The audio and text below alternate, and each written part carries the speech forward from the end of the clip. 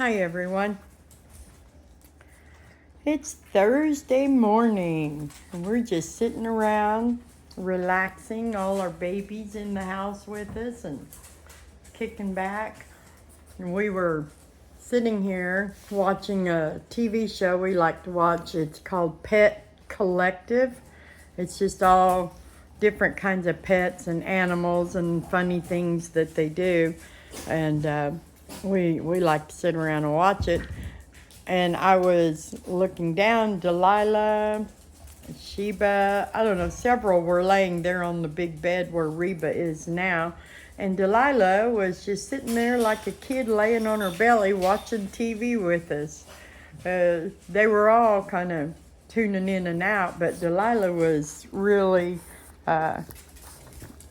focusing on whatever it was. We've seen a variety of funny dogs and rabbits and horses and all other kind of animals on there this morning. So please stay down, Chloe. Chloe, stay down.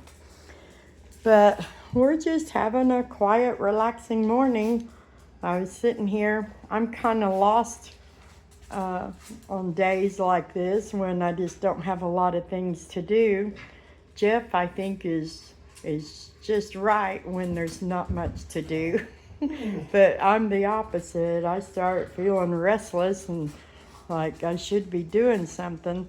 But I had to remind myself, this is just the calm before the storm, because when we have babies, that's when I am on high alert with lots and lots of things to do. Well, both of us. Jeff is getting more and more involved all the time in every part of the dog business.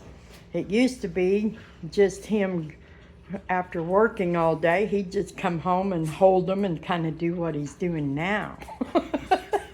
Just sit with them and enjoy them as pets. But now he's also engaged in a lot of the responsibilities that come with having a pack of dogs and having litters of puppies. He does a lot of poop cleaning, don't you? That was one of the jobs I didn't mind giving up, but he likes to be outside a lot more than I do, so he took on that responsibility, and that has to get done every day. And like he said, he does it twice a day around our yard. But he also helps take care of babies and keep their litter trays clean and watch over them and just be here to do whatever needs to be done. And we take turns when we have to go somewhere. The one of us stays and takes care and just oversees everything, you know. Dogs are pretty good about taking care of themselves, but they have to be supervised. They have to have somebody around because they do get themselves into trouble on occasion too.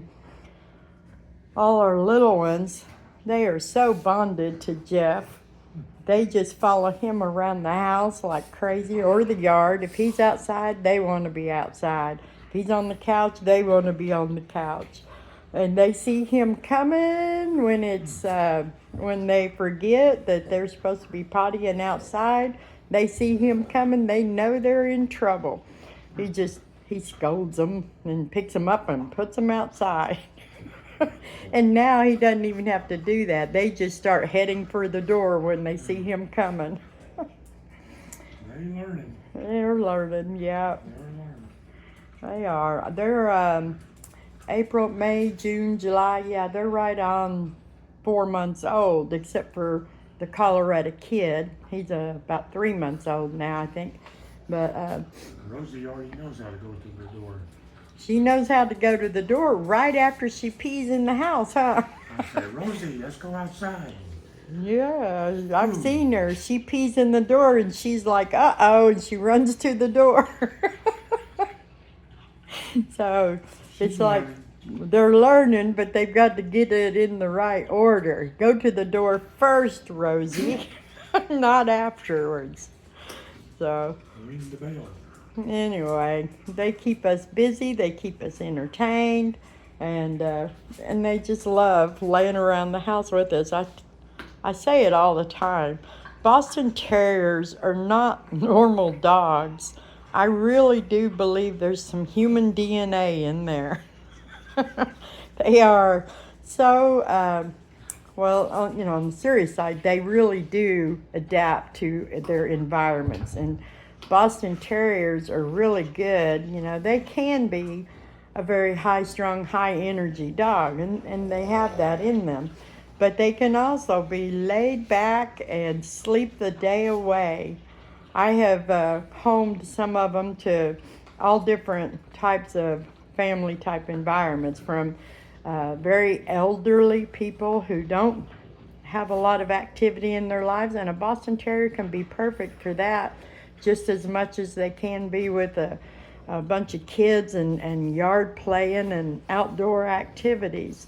They are very, very adaptive to their environments. So if you start them out calm and laid back like this, they'll stay that way. But if and I've seen, like our previous stud Jericho, I swore he was a couch potato from day one when we got him at 8 weeks old. He didn't ever do anything very fast, did he? He was always slow moving, just very laid back. He could easily sleep a whole day away or lay in the yard in the sun.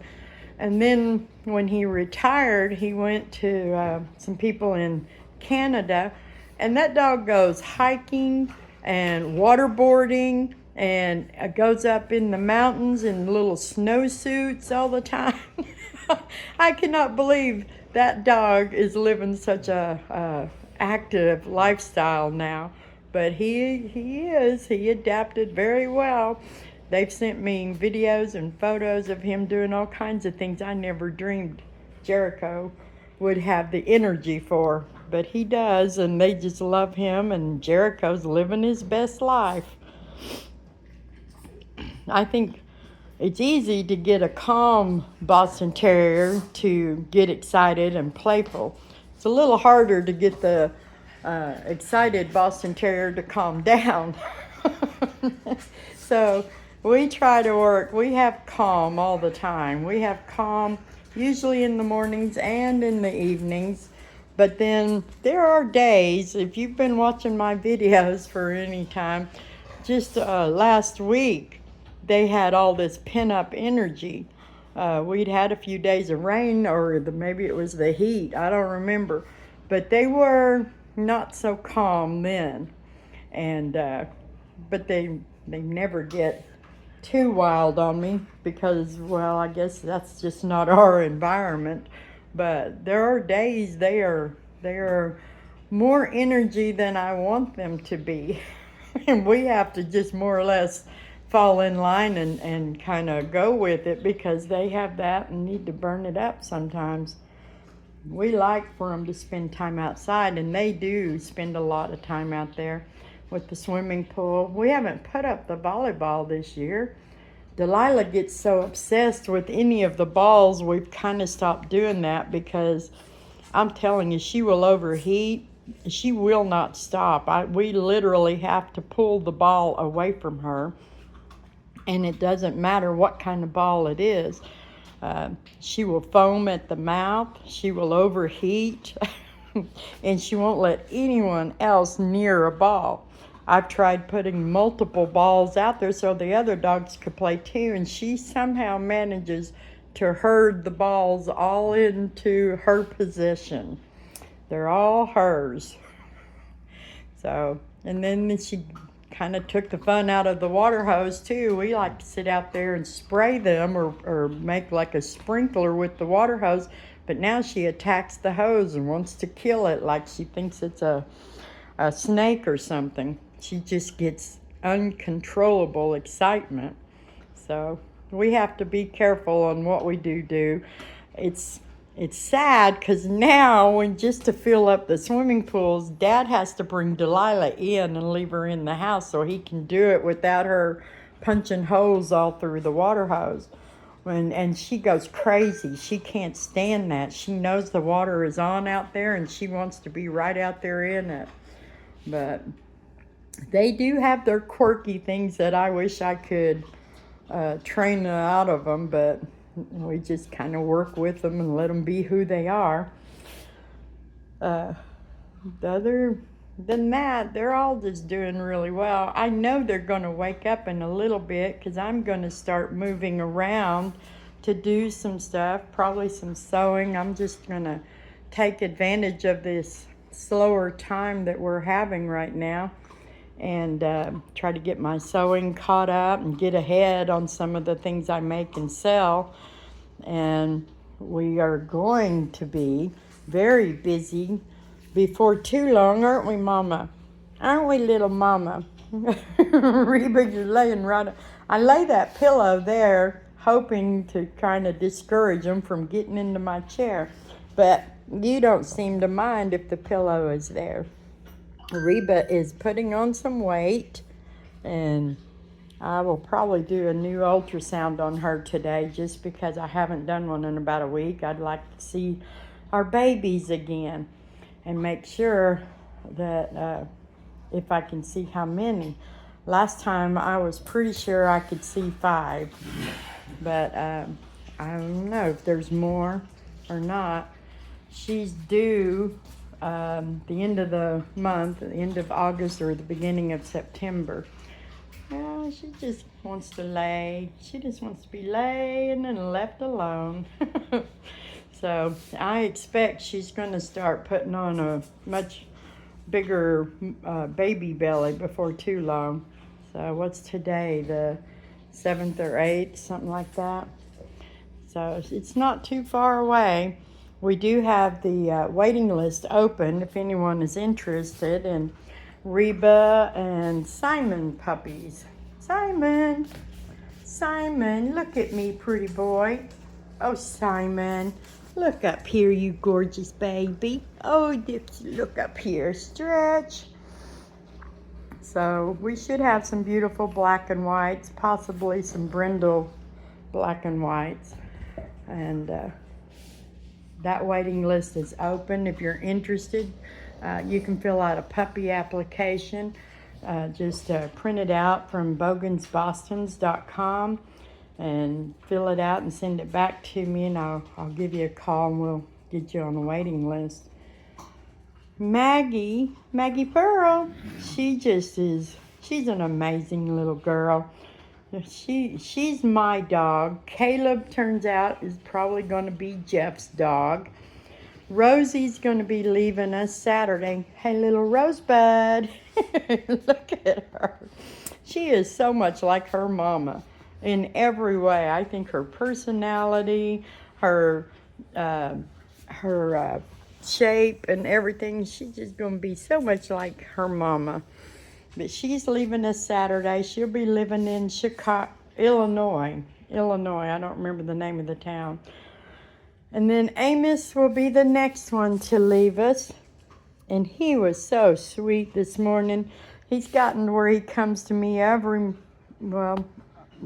morning for sure, but throughout the day also. Just wants to get up in my lap and be all sweet and affectionate.